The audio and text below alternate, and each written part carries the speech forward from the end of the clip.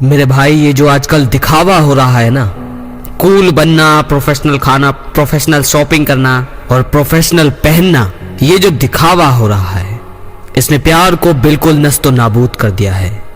मैं तुम्हारी तरक्की से जल नहीं रहा और ना ही मैं किसी को गलत बता रहा हूं, लेकिन इस दिखावे ने आज प्यार को बिल्कुल ऐसा बना दिया है जैसे वो पुराने जमाने का है, जैसे वो कोई ओल्ड चीज है, जैसे भद्दी और बोरिंग हो, जैसे सिर्फ बूढ़े लोग करते हो।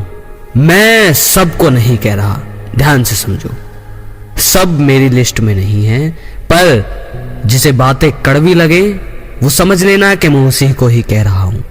और इस प्यार के छुपने की वजह से आज तुम्हारे अंदर वासना ज्यादा है और इसी दिखावे की वजह से आज तुम रास्ता भटक गए हो। मैं प्यार तुम्हारा वो वाला नहीं कह रहा जो दिखावटी वाला होता है कि प्रपोज डे, चॉकलेट डे, किस डे वगैरह वगैरह, ये जो चल रहे हैं 12-12, 10-10 साल के बच्चे भी ये डे मना रहे हैं, जिन्हें प्यार की सही से व्याख्या भी नहीं पता। मैं उस प्यार की नहीं कह रहा, मैं उस प्यार की कह रहा हूं जो हर जीव के प्रति इंसान को होता है। ऐसा नहीं होता कि एक पुरुष को सिर्फ स्त्री के प्रति ही प्यार हो, नहीं। जिस इंसान को सच्चा प्यार होता है उस इंसान को फिर हर किसी से प्यार होना शुरू होता है। ऐसा नहीं है वो सिर्फ अपनी मासूका से प्यार करता है, नहीं, वो साथ साथ हर किसी के अंदर के प्यार को देख पाता है। उस प्यार की बात कर रहा हूं, वो प्यार जो पवित्र है, जिसमें देह का कोई अस्तित्व न हो। उदाहरण के लिए बताऊं तो श्री राम ने इसी प्यार और इसी स्नेह की वजह से उस एक स्त्री के झूठे बेर खाए थे, उस एक बुजुर्ग के बुढ़िया के झूठे बेर खाए थे, जो ना तो दिखने में कोई अच्छी थी और ना ही साफ शुद्ध थी। और जंगल था, जाहिर सी बात है, कोलगेट भी ना करती हो, लेकिन फिर भी उन्होंने प्यार और स्नेह से उन्हें यह नहीं दिखा कि कौन क्या है, नहीं, उन्हें सिर्फ उस इंसान का प्यार दिखाई दिया। और श्री राम वो इंसान थे, दानी से लेकर रईस पने से लेकर हर चीज से लेकर इतने प्रबल थे कि हम लोगों की 7 पुश्ते भी अगर 7 जन्म तक इतना कमाएं तो उससे ज्यादा वो हर दिन दान कर दिया करते थे।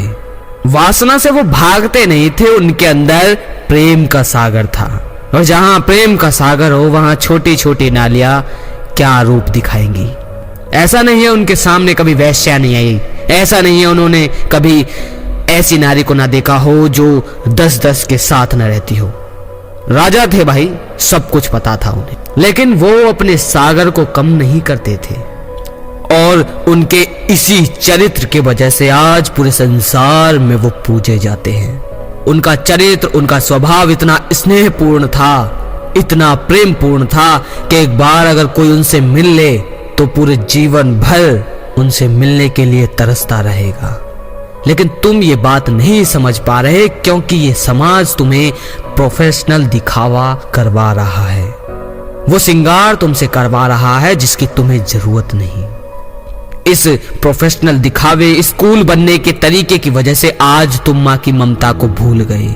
हर चीज तुम्हें इंटरेस्टिंग चाहिए, हर चीज तुम्हें कूल चाहिए, लेकिन जो चीज है वो किस भाव से किसी दूसरे इंसान ने बनाई है ये तुम जान नहीं पाते और जानना चाहते भी नहीं, क्योंकि तुम्हारे अंदर का प्रेम अब मर चुका है। तुम्हें अपना चरित्र बदलना होगा, ये दिखावा बंद करना होगा।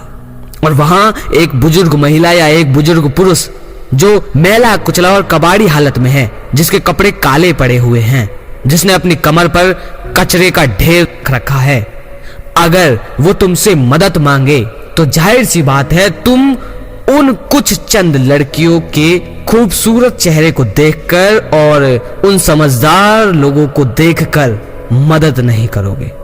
तुम्हें शर्म आएगी, तुम्हें एक असहजता महसूस होगी, मन चाहेगा कि मदद करूं लेकिन नहीं करोगे, क्योंकि तुम्हारे अंदर का प्रेम मर रहा है हर पल। तुम्हें सिर्फ बाहरी चीजें ही आकर्षित करती हैं, इसी वजह से आज तुम वासना में हो।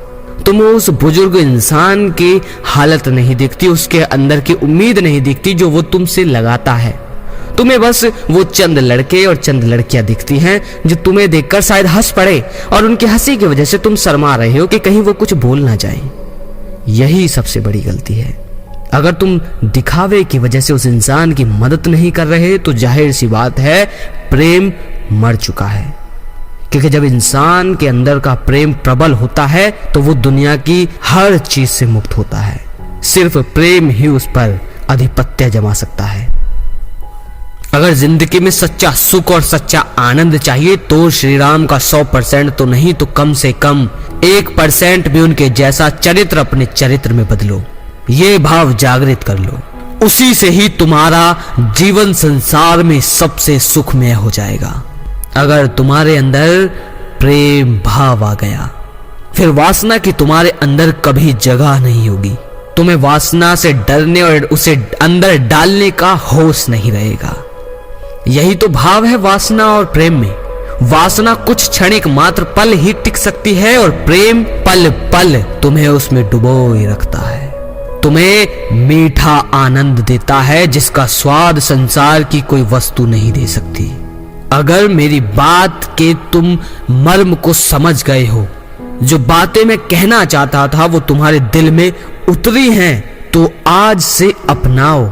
ये कहीं से मैं पढ़कर नहीं आया, कहीं से रिसर्च नहीं की, नहीं, ये वो बातें हैं जिसकी वजह से आज मैं यहां जिंदा हूं। ये वो बातें हैं कि जो अगर तुम्हारे जीवन में तब्दील हो गई, तुम्हारे जीवन में परिणित हो गई, तो तुम्हें फिर किसी और की बातें सुनने की जरूरत नहीं होगी। वरना तुम खुद ही बैठकर सोच विचार करो कि क्या मेरी बातें गलत हैं, क्या जीवन में प्रेम सबसे श्रेष्ठ नहीं है। अगर मेरी एक भी बात गलत हो तो मुझे कमेंट में बताओ, मैं आपकी उस बात को सही तरीके से बताऊंगा कि तुमने सोचने में गलती कहां की है। अगर लगे शेयर करने लायक तो मेरे भाई शेयर करो। आपके शेयर की वजह से बहुत भाइयों की मदद होती है। बहुत भाई इधर किधर भटके हुए हैं, लोग उन्हें क्या क्या सिखा रहे हैं, क्या क्या समझा रहे हैं, ये मैं जानता हूं। अगली वीडियो में फिर मिलते हैं। जय श्री कृष्णा।